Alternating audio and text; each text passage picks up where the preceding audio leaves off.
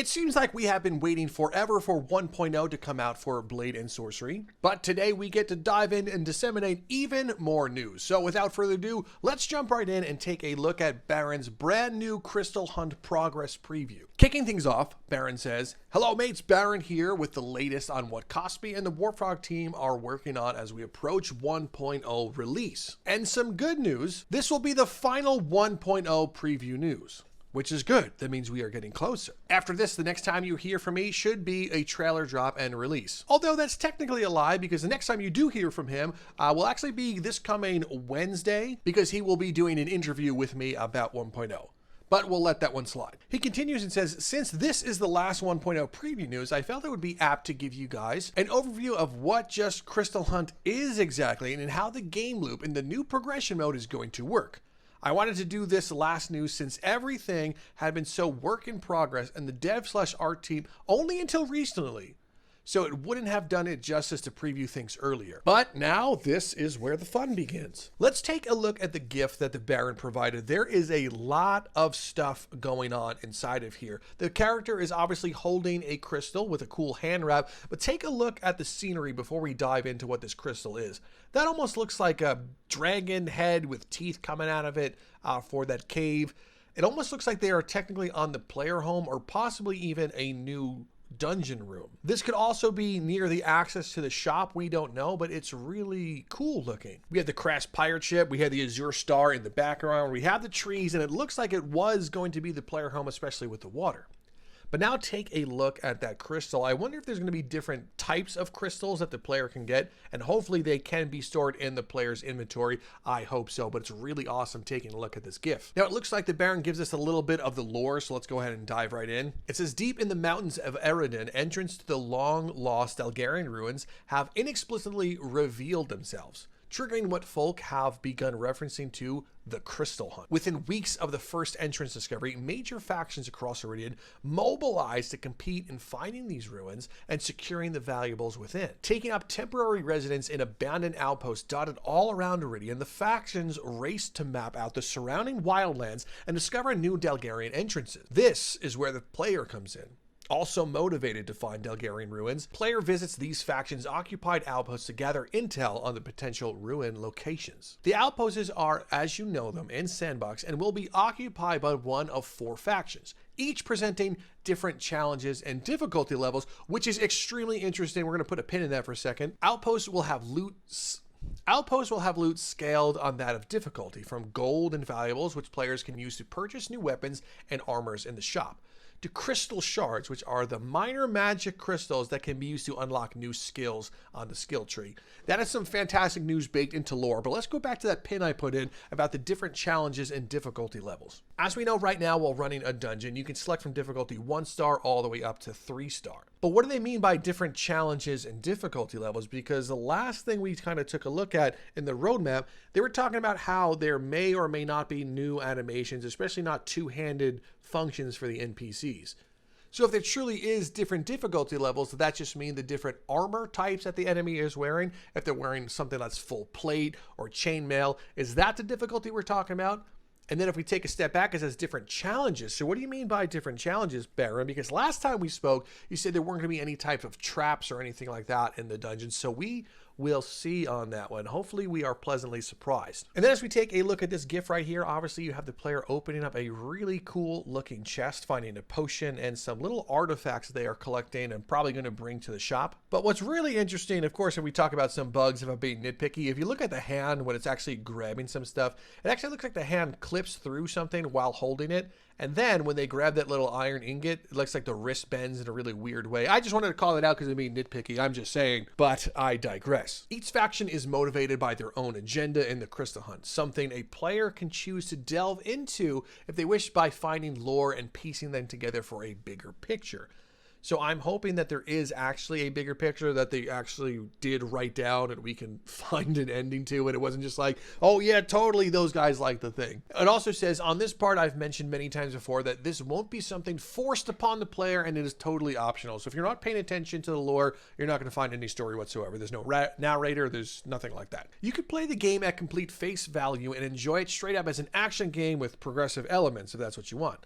But they also knew that many fans would be interested in the world of Byath and the Blade and Sorcery universe, so they added deep lore for those players. And as a side note, digging deep into the lore and the storylines of each competing faction may give you a more complete perspective on things. And you can see from this down GIF right here is you have interactable lore, and what I mean by interactable lore is it looks like you are picking something up, and then this recording looks at this flag here, so maybe the writing has something to do with that flag. Player will choose the background for the character and how they want to begin.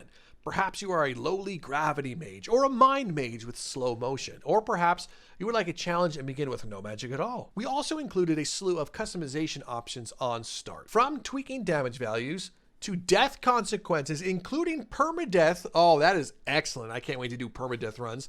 To quality of life things like whether you would like a Dalgarian language to be translated automatically, which is cool, versus busting out a pen and paper and making an old school cipher for yourself, which hardcore players may enjoy. But I see people ruining it for each other on the Reddit just by posting what they found or making a YouTube video what things mean, but I digress. Player will begin progressing through Outposts and gathering intel on Dalgarian locations, ultimately leading the player to explore the Dalgarian dungeons themselves.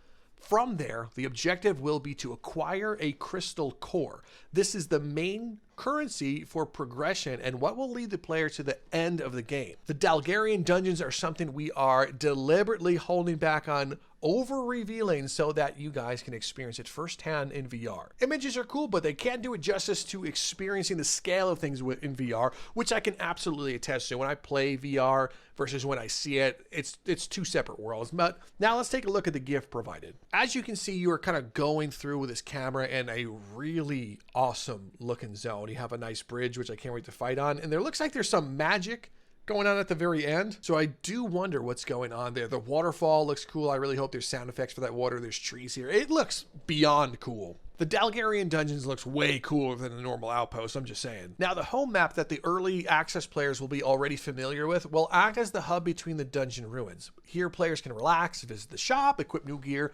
or unlock new skills. So if you take a look at the picture, remember that obelisk thing in the middle of your house that spins and does nothing? Well, Baron says, remember this thing? And it has been driving players crazy since U10 with wondering what the heck this thing was.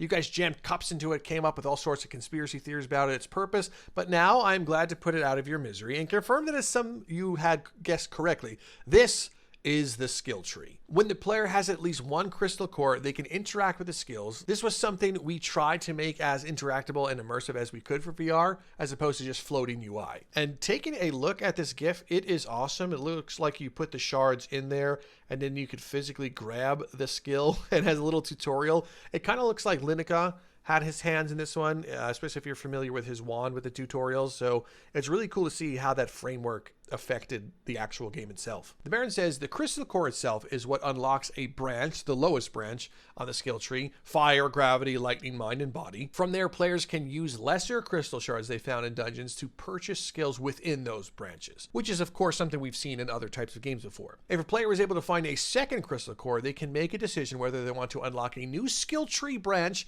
and diversify their character, or if they would rather merge the crystals together and push on to the next tier of power in a specific branch. So take a look at this GIF right here. The player literally is fusing both crystals, and that magic looks so awesome. They have outdone themselves with how that looks and how the crystal fuses. Absolutely fantastic job on that. There are pros and cons to either direction, so this will be up to the player. One might find it cool to be able to slow time, feather fall, and cast the odd fireball, making themselves diverse and a little bit good at everything, a la jack of all trades, whereas other players might decide to go all in on a specialization and become a full-blown fire mage, outstanding at incinerating foes but not so versatile in other non-combat situations. But now the big question is the release status. So of course we say, Baron, when does this release? And Baron responds with, currently we are in full polish and bug fix mode. This is the final stretch, but also not to estimate how long this will take. Polish means increasing the user experience by features more presentable to players, whereas bug fixes, on the other hand, is fixing things that are broken, and they say there was a bunch of things that were broken. Giving you a picture of the average Warp Frog dev bug fixing looks like some Ricky guy on his knees there. I don't know what's going on, but funny nonetheless. This update is a big one, so you can imagine the hell they're going through right now. With every update, they have always had a rough time with bugs simply due to the nature of the game being a physics simulation. So it's not just like, hey, shoot the gun, fire an arrow, it does that. Physics in an interactive game, especially in VR, needs to behave how you expect it to behave. But also these bugs are compounding issues as Thunder Road, which is their game framework, and the project has gotten more and more complex over the years. So if you think of the trouble they might have been with the previous update, multiply it by, I guess, 4. There's random bugs, breaking, lighting issues, and of course, the odd regression, which is always unfortunate. So they wake up one day, test build, home is on fire, literally, cool. They have a picture of the actual house bursting into flame because of the fireplace. That's amazing. And this is, looks like a skill going wrong here. Oh no, it's Jonathan bursting into flames, goodness. And then they have this like creature glove monster thing. That's really funny. But he says, despair not, they are on it. The whole team are trying their best right now and are pushing really hard to focus on cleaning up the game to make it a playable state. They know that they can do it. They should also state they have read some comments on anxiety from players thinking 1.0 marks the final time they would touch the game, but be assured that 1.0 only marks their final major content update and the end of early access. There will be further patches for bug fixing, stabilization, and of course, quality of life things.